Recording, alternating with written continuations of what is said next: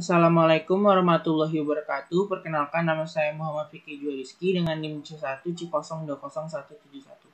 Pada kesempatan kali ini saya akan menjelaskan materi yang berjudul penyusunan anggaran persediaan. Pada materi kali ini itu ada 6 pokok bahasan, yaitu yang pertama definisi anggaran persediaan, lalu yang kedua ada kegunaan anggaran persediaan, dan yang ketiga ada data dan informasi yang diperlukan dalam menyusun anggaran persediaan, lalu yang keempat ada metode penilaian persediaan, lalu yang kelima biaya persediaan, dan yang terakhir adalah kuantitas pemesanan yang optimal. Materi yang pertama itu adalah definisi anggaran persediaan. Anggaran persediaan adalah budget yang merencanakan secara sistematis dan lebih rinci mengenai jumlah persediaan barang dari waktu ke waktu selama periode tertentu yang akan datang. Dalam anggaran persediaan ini isinya itu adalah rencana tentang jenis barang, jumlah barang, serta harga barang yang tersedia. Lalu yang kedua ada kegunaan dari anggaran persediaan.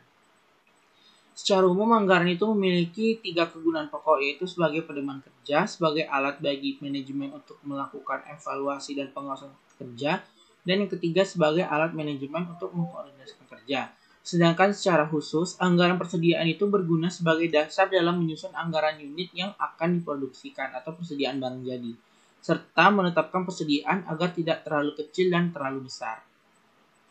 Lalu yang ketiga adalah informasi dan data dalam menyusun anggaran persediaan. Adapun data dan informasi yang diperlukan untuk menyusun anggaran persediaan barang jadi adalah yang pertama, persediaan barang jadi dipengaruhi oleh beberapa faktor pertimbangan, seperti yang pertama fluktuasi penjualan dari waktu ke waktu selama periode yang akan datang yang tertuang dalam anggaran penjualan. Untuk menghadapi jumlah penjualan yang akan meningkat, diperlukan persediaan barang jadi dalam jumlah banyak, sedangkan untuk menghadapi jumlah penjualan yang akan menurun, hanya diperlukan persediaan barang jadi dalam jumlah sedikit. Lalu, yang kedua, fasilitas penyimpanan yang tersedia.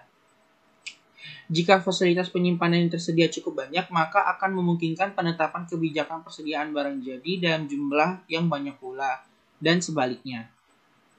Lalu yang ketiga, model kerja yang tersedia. Jika model kerja yang tersedia cukup banyak, maka akan memungkinkan penetapan persediaan barang jadi dalam jumlah banyak, dan sebaliknya jika model kerja yang tersedia terbatas, maka persediaan barang jadi yang ditetapkan juga jumlahnya sedikit.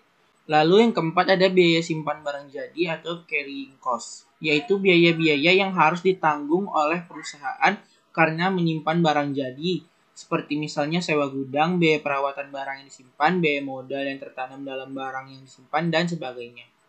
Lalu yang kelima, risiko simpan barang jadi, yaitu kerugian-kerugian yang timbul dan harus ditanggung oleh perusahaan karena menyimpan barang jadi, seperti misalnya rusak, kualitas barang turun, volumenya susut, atau barang menjadi ketinggalan zaman atau out of date, dan sebagainya.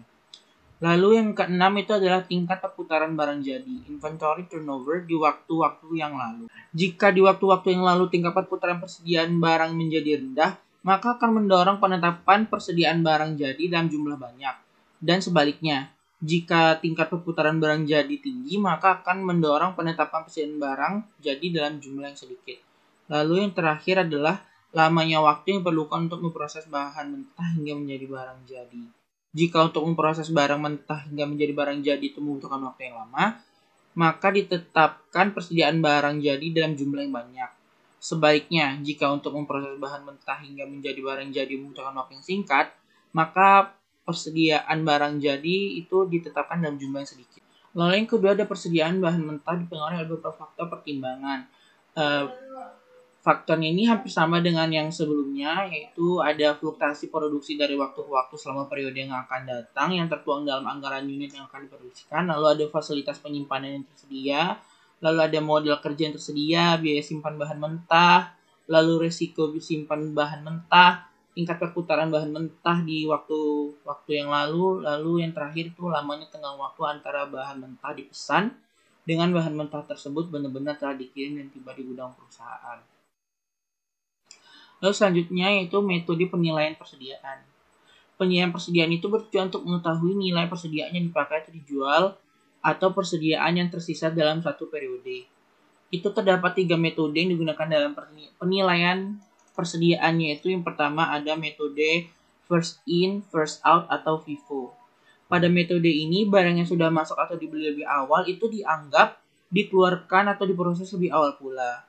Penerapan metode ini pada penilaian persediaan barang jadi adalah apabila terjadi perubahan tarif standar biaya produksi, maka biaya barang jadi yang sedang diproses dinilai berdasarkan tarif standar biaya produksi lama.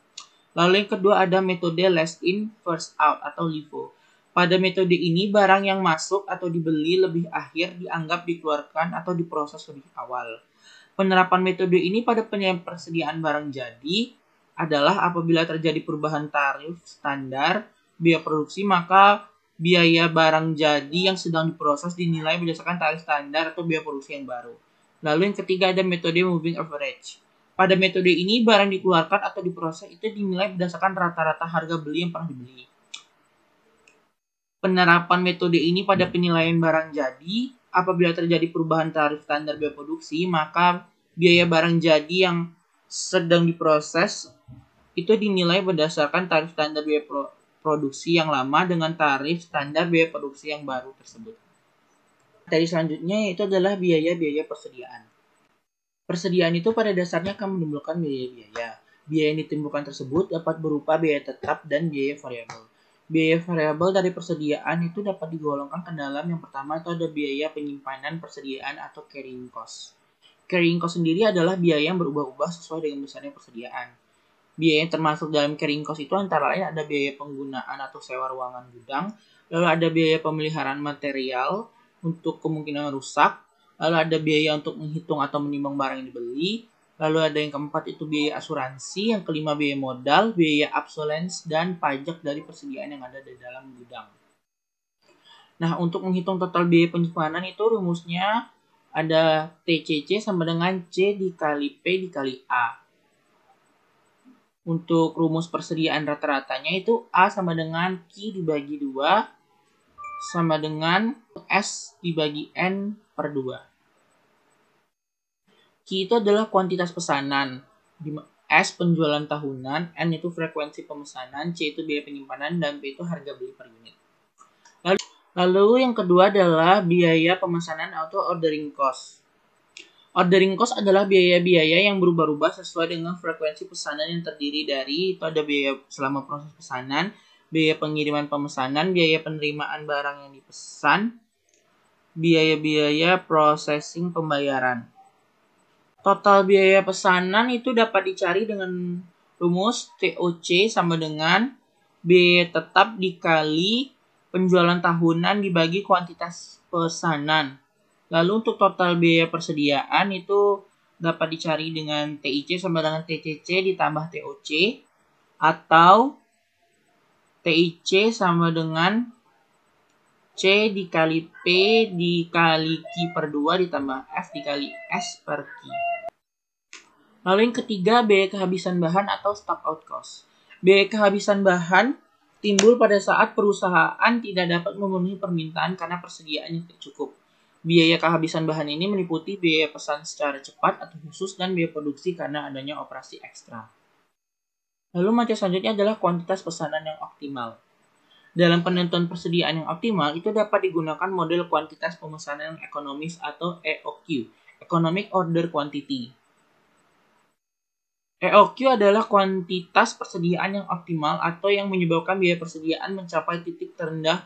Model EOQ adalah suatu rumusan untuk menentukan kuantitas pesanan yang akan minimumkan biaya persediaan. Dua dasar keputusan dalam model EOQ itu yang pertama, berapa jumlah bahan mentah yang harus dipesan pada saat bahan tersebut perlu dibeli kembali atau replenishment cycle. Lalu yang kedua, kapan perlu dilakukan pembelian kembali atau reorder point. Sekian dari materi yang saya sampaikan, saya ucapkan terima kasih.